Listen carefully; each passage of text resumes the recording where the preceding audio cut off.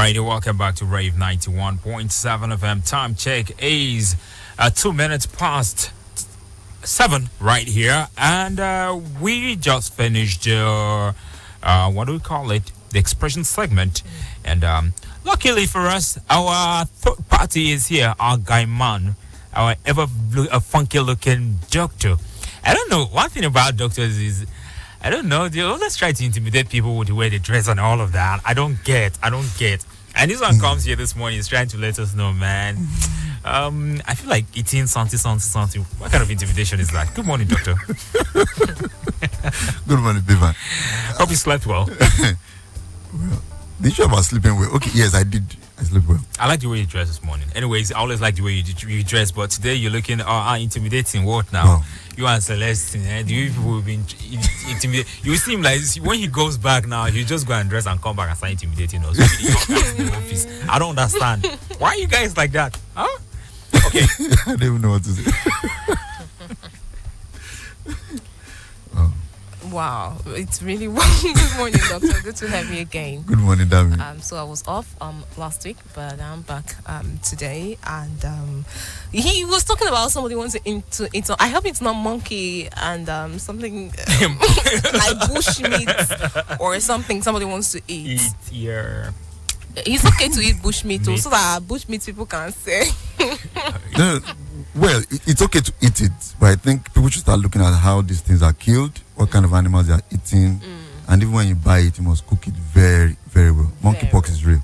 It is real. So. And basically, the long and short of monkeypox now is for us to maintain all the simple hygienic practices, yes, like washing of hands. Yes, well, very correct. If I get to say for us to wash our hands, you recall some weeks back I said that we waited for Ebola and all of that, and imagine it's just as simple as you just washing your hands right there. Well, that's about what I was just say.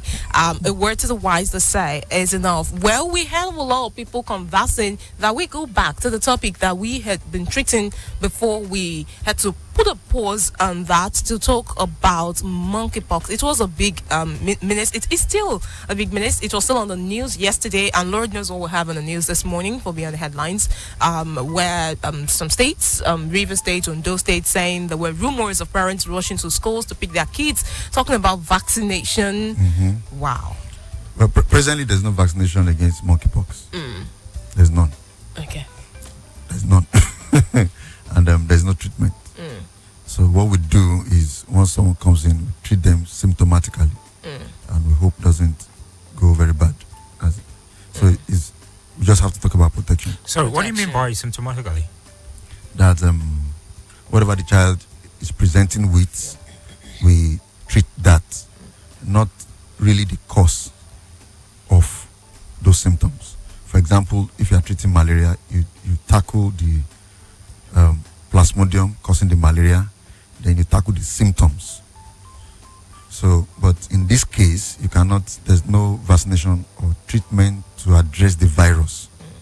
So we only treat, maybe a person has fever, you give something that will reduce the fever, person is vomiting, give something to reduce the vomiting, person is stooling, give something to reduce the stooling, and all that, and keep watching. And then even the health workers have to protect themselves as well. It's something major. And there was also a report that someone committed suicide. Yes, I had that. I think that was yesterday. Yesterday morning. There was a report yesterday morning. So maybe it happened 2 days ago that someone committed suicide because he was diagnosed with monkeypox. I think we must say this. Nobody should commit suicide on that. It's not as severe as smallpox or the likes. Once you have it, or you think you have it, or you think someone around you have it, get them to the clinic. They should get well. Really. Okay, doctor, you know we have an assignment and we're starting this morning. I told you. Okay, there is a difference now between stigmatization and quarantining someone. If you've been told to quarantine, that doesn't mean to stigmatize. There are two different things. It means create space for the person to be alone, not create space for the person to be lonely. Thank you. Well, 7 minutes gone past 7 a.m. right here, Rave 91.7 FM. Well, we're always defining your every moment. This side, 7 o'clock on a Wednesday morning, we get to take on Doctors on Air, and we have Dr. Ayodeji Ogungbemi with us here again this morning. I've done my assignments. Good morning, Doctor. Good morning. Good to have you. Okay. Good morning, everyone. Okay. I believe you had a reminder and a refresher course, as it were, on what to do to protect yourself against monkeypox. Yes, we pray, but must do some things. This morning, I just want to go back briefly, then complete what I've been talking about on neonatal jaundice. Some doctors have even called my attention to it, that I should still address that matter, because the major concern is that it causes permanent brain damage. Doctors are the ones who are even saying for us to... Yes. Okay. It causes permanent brain damage. To the child. Yes, to the child. It causes irreversible brain damage. And I just go over what we've talked about and address some misconceptions about treatment, because a lot of things are on the streets which I need to address this morning. So what is, or who is a neonate? We're talking about neonatal jaundice. Who is a neonate? A neonate is a baby within 28 days of life. And then we are actually focusing on the neonate because the blood-brain barrier in a neonate is not well developed. So things can seep from the blood to the brain and affect the brain cells. And jaundice is the most common medical condition that requires medical attention in a newborn. In fact, there's one of the things I learned from a pediatrician who is also, she's a trainer of mine, that whenever she hears jaundice, she doesn't go to sleep. Initially, I used to think about why, Oga, that is chief, why not? She's like, no, jaundice, I can't go to rest. If she's not around, she keeps calling what is happening to the baby, how is the baby, what is the serum bilirubin, because of what they know, it can result into. So there must be a proactive action around it. So jaundice is very common, very, very common around us. And as I have said, the brain of a newborn is immature, talking about the barrier. So things can seep. So when the bilirubin gets to a level in the baby's body, it starts to seep into to attack the brain cells and cause permanent brain damage. So what is jaundice? Jaundice, people call it icterus, but we know that jaundice is a yellowish discoloration of the sclera, that is the eyes, and the skin caused by excess bilirubin in the blood. And when you notice this in a newborn, no matter the number of days, just immediately go to the clinic. Go to the clinic. I'll briefly talk about the physiology around it so we can understand what it means. Bilirubin is actually present in hemoglobin, which is present in red blood cells, myoglobin, and certain enzymes. But that of the hemoglobin is very common. And this way it happens when red blood cells are broken down. The heme part of it is broken down to form bilirubin. It forms unconjugated bilirubin, then it is transferred from wherever the blood is broken down to the liver, where it is turned to conjugated bilirubin. Then through enterohepatic circulation, it becomes unconjugated again, and things like that. So for newborn babies, there are two types of jaundice that we can talk about. We can talk about the physiologic jaundice and the pathologic jaundice. And I must say this clearly. It is not for you to assess that your baby or a baby around you has physiologic jaundice. Okay. So that you are listening to this morning, saying that, okay, there's a type of jaundice in newborn that is physiologic, that is normal. It is not for you to determine that. In fact, even we doctors, we don't just look at a baby and say it is physiologic jaundice. We don't go to rest. We keep monitoring the baby. We take a good history. Number one, we keep monitoring the baby. The baby must, sometimes you ask the baby to stay around in the hospital just for observation. Then we check the serum bilirubin. That is, child will do some serial serum bilirubin level check to assess that this bilirubin is not up to the level that can endanger the neonate's brain. So doctors don't go to rest, even at physiologic jaundice. And as it were, it is best said that a child has physiologic jaundice retrospectively. That is, after the child has come out of it, okay, what that child had is physiologic jaundice. So we have physiologic jaundice and we have pathologic jaundice. But there are some brief characteristics of physiologic jaundice. Physiologic jaundice usually appears between 24 to 40 to 72 hours of life. That is, after the first day, second to third, fourth day of life. It reaches the maximum intensity on the fourth day. After 10 to 14 weeks, it is no more detectable. It has gone, and then no treatment is required. But saying that no treatment is required doesn't translate. There's a way, when doctors say no treatment is required, it's different from when people, non-doctors or non-health workers say no treatment is required. For you, when I say no treatment is required, it means you are going to sleep, everything is okay. But for us, it's not that. We keep monitoring the baby. We keep assessing and keep checking. There's a lot of investigation. We keep doing, especially the serum bilirubin, keep checking, hope there's no fever and other things like that. Then pathologic jaundice are other forms of jaundice that are different from these characteristics. So we must understand them very well. So I want to address, let me just mention again, common causes of jaundice in a baby. Number one, we have the resource incompatibility. We talk about that on air from this station. We have the ABO incompatibility. We have the infections. These are common causes of jaundice in this part of the world. Infections. We have the GSSPD deficiency. So must understand that these are very four common causes. I want to talk this morning about misconceptions about treatment of jaundice, because sometimes when we meet children that their mothers bring them to the clinic and the permanent brain damage is already done, these are the common things either someone on the road, a neighbor, a friend, a grandma, a grandfather had already told them to do that does not treat jaundice. Number one, saying that it will go on its own is very wrong. Yes, physiologic jaundice will go on its own. Pathologic jaundice will never go on its own, except the child is dead. So, but for physiologic jaundice, even we doctors, we keep monitoring. So it's not that we just leave the child. Even if we think the child should not be admitted, we say, okay, bring the child almost every day or almost every other day, and we check the serum bilirubin level to assess that truly this jaundice is not as much as that can hurt the brain. Number next that people have on the street that is a misconception about treatment is that there's a lot of myth about pawpaw. Okay. Pawpaw leaf, pawpaw water, pawpaw juice, and the back of the pawpaw fruit. That once you get the fluid out, they put it in the baby's mouth, that it will cure the jaundice. It will never. It doesn't. Really? It doesn't. I think I can relate with that. Yes, it doesn't. Heard and seen and many times when they bring this child and the child already has kernicterus, that is permanent brain damage, what have you been doing? What are you doing? Okay, we've been giving pawpaw. They say pawpaw. I'm saying it now. It does not. It does not. And it's quite unfortunate. So sometimes they even go to extent saying unripe yes, pawpaw water. Yes. No, it's wrong. Sometimes, the pawpaw also had this milk, like, this whitish fluid like that. Okay, you use no, it's wrong. Aside from the danger that one will do to the baby, let's even leave that one for now. But it does not. So don't go for that. Then another thing is that some say sunlight will cure it.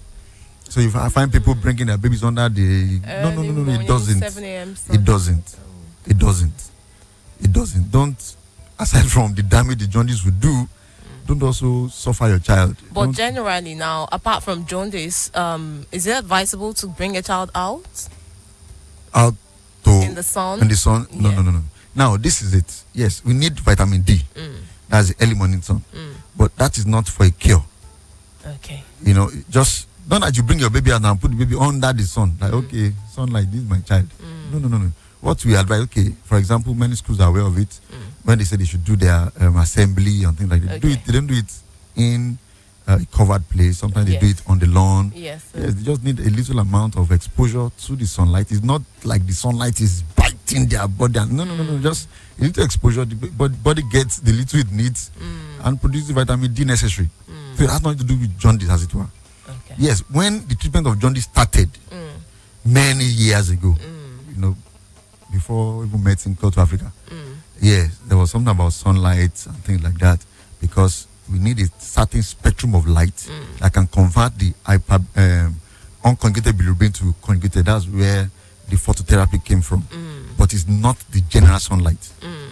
It's a specific ray, specific band of light that is necessary. sometimes, and I have to say this here, if your child has jaundice, don't just go to any place. Go to a standard hospital. If you have the privilege, let a pediatrician see your child, because it is not just any light that is important for the treatment of jaundice. So that's about sunlight. Then there's this information about grape water. Either you use the grapefruit, or there are even some products called grape water. Grape water has something to do with the treatment of jaundice. So don't go for that. There's not like grape water in the treatment of jaundice. Some even mention lime water. There are some products people are already cashing in on that form of wrong knowledge, making lime and packaging it and selling it to unsuspecting mothers. It is wrong. So lime water has nothing to do with the treatment or the cure of jaundice. So grape water, lime water. Then this is even very common. We have people saying you should use Ampiclox syrup. Ampiclox doesn't treat jaundice.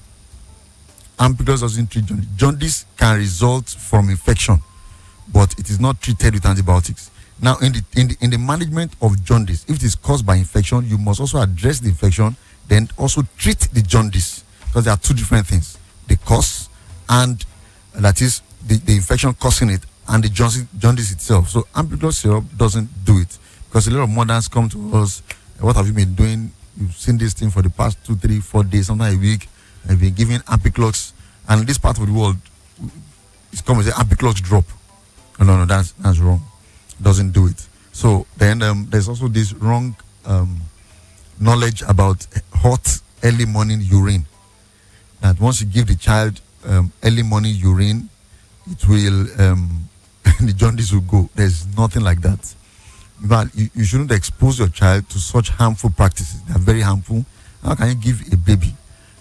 Let's even leave jaundice aside. How can you give a baby urine of another person, or even of the mother, or even of the baby? So it's very wrong. So there's something. So that about hot early morning urine is wrong. Then you have other information about lemon, that you should give lemon. Lemon will cure it or take the jaundice away or clear the jaundice, is very wrong. So don't go for that. So then some other people use form of eye drop, different kinds of eye drop. It doesn't do it. It has nothing to do with it. It can even destroy the eyes of your child. So whatever it is, whatever name it comes by, eye drop has nothing to do in the treatment or the management of jaundice. Whatever the brand name, eye drop. Yes, the eyes becomes yellow, but it is different when the child has conjunctivitis, that is inflammation of the conjunctiva. So you need to see a physician to separate which is which. But jaundice is actually different from red eye, so you must understand that. Then some say that multivitamins, that once you give the child multivit, the child will be well. It's also very wrong. There's nothing like that. Then on the road, on the street, we have a lot of herbal remedies. These things have nothing to do with the management of jaundice. So please, what we are advocating, what we are empowering you with this morning, that is not given to you, is that all this and other things that are not mentioned here do not treat or manage jaundice.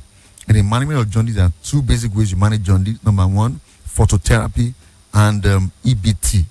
So you must understand that and it has to be done by a trained person, a pediatrician at best. So you must understand that. So what are the things that jaundice can do? I have to go through it so I can understand what jaundice does. Number one, there are 3 stages. You have the early stage, the middle stage, and the late stage.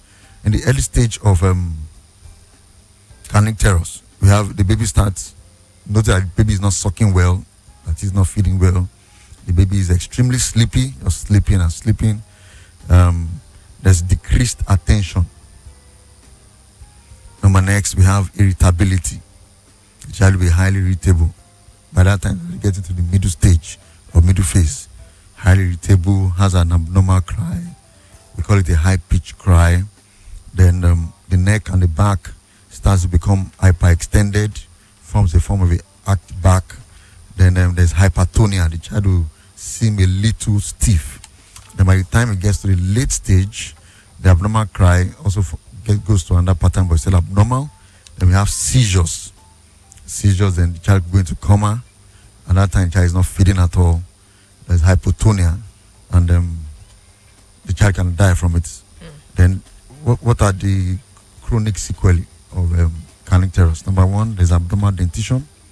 Number two, which is the commonest form of abnormalities, auditory abnormalities, usually hearing loss. As one is the commonest. Then we have visual and extrapyramidal forms of abnormality. Though cognition is relatively spared, but there is no way cognition will not be affected if the child cannot hear. So we must get that very, very, very well. So how do we treat jaundice? I mentioned it. Number one, if you notice any form of yellowness in the eyes or skin of your baby, or a baby around you, or a baby that you have influence over the parents, ensure they go to a standard hospital. And if they have access to a pediatrician, they should insist on seeing a pediatrician. That's one. So don't go by all the myths or fables or street rumors on the treatment. That's number one. Then number two, you'll be asked to do investigations. After they have seen it, they have asked questions. When did you first see it and all the likes? So you must do the investigation. The doctor will have an idea of maybe it's going to be physiology or pathology, but we need results of investigations to back up our thinking, our thoughts concerning the jaundice. And most times, you will not do just one. You may be asked to do it serially, so we can monitor the progress of the jaundice. That is it increasing or reducing in quantity in the baby? Sometimes the frequency might even be, it differs depending on how severe the presentation is. You might be asked to do it every 4 hours or every 6 hours. And I must say this, a pediatrician sent this to me when he got to know that I was talking about jaundice this morning, and said I should warn people that you cannot say that you want your child to go for a naming ceremony when the child has jaundice. You can do your naming ceremony in the hospital if you have to do it on that day, and if you can postpone it, you can do the naming at any other time. As I usually tell people, whenever you do naming, you are doing naming for yourself, because the baby does not know the name that you are calling him or her until after some months. So the name is just for your own psychological whatever. That name is Deji. It's until after some months that the baby starts to respond to the Deji, or whatever name you are calling the baby. So, and it is best to name a well child. Don't name an unwell child. For what purpose? Then you spend money, and after a little while, now rush to the hospital, now get the bad news. If the child gets to know later in life that you opted for a naming ceremony over his own well-being or her own well-being, you will be labeled a very bad parent. So that's a warning from that pediatrician. So at the hospital, you have to do investigations. Yes, do it. It may be frequent that someone had it and they told him to do his own investigation every other day, and yours, they said every 4 hours. You must understand that there's a difference in the severity. For some people, tell them every 4 hours. Just get this so we can know how this bilirubin is increasing or decreasing. Because at a point, you must intervene. So intervention differs. So phototherapy, and when we say phototherapy, people just look at it and say, if they're just putting the child under light. No, it's not an ordinary light. Okay. It's not an ordinary light. Then the child is also observed. There are things that we do under the phototherapy I don't need to say on the air. Then at a point, if phototherapy is not taking care of it well enough, then we move to exchange blood transfusion. That is, we take out the baby's blood because it contains a lot of bilirubin, and we have to put in a fresh blood that is compatible with that of the baby's. Okay. You can imagine that we're taking the baby's blood out and we are putting in another one. So there's a quantity that has to be taken out, same quantity has to be put in. Back in. So it's not an easy thing, it's very technical. And what are the chances? Once it's done by a safe hand, it's good. There's no problem. Then it's an aseptic procedure. Once no infection sets in. Once you bring in fresh blood, you take in the contaminated blood. The child is okay. The jaundice just drops, just like magic. What's like the ratio of survival for people who have procedures? The ratio of survival now for children who have undergone processes like this. Take for example, is it out of 10, like 9 of them survive or 10 of them survive? Maybe more than 9%. Now, I may not be sure exactly, but because it depends on factor. For some people, the reason the EBT is being done the child may already have carnivorous, but not to worsen it. So let's do it. It's not from a child that, okay, a doctor has been monitoring and intervenes at the right time. Okay. Because we must understand early presentation. If the child doesn't present well and there's a lot of the damage in any form, you may not be able to correct the damage. What you have done is just to prevent further damage. Sometimes the damage could be death. So any child that goes through that procedure will do well. Okay. Based on how they present. Okay. So doing well now is relative. Okay. If you present early on time, baby will be fine. So it's it not depends on the parents really now or the guardian. Okay. Once they present on time, jaundice is treatable. There's nothing big about jaundice. Okay. Well, we started out with no vaccination, and now we're coming up. We're rounding off with good news. Jaundice is treatable. 7:28. Thank you so very much, Dr. Ayodeji Ogungbemi, for being a part of our words this morning. Okay. You need to ask. Okay, those of you on YouTube should have seen him. He has forgotten. We put our bills, and then we'll move over to the newsroom for Beyond the Headlines. The rest of the morning rave show continues until 9 a.m. Just stay with us. Do you have a business or a product you would like to publicize? Rave FM 91.7 offers you an opportunity to transact business with us.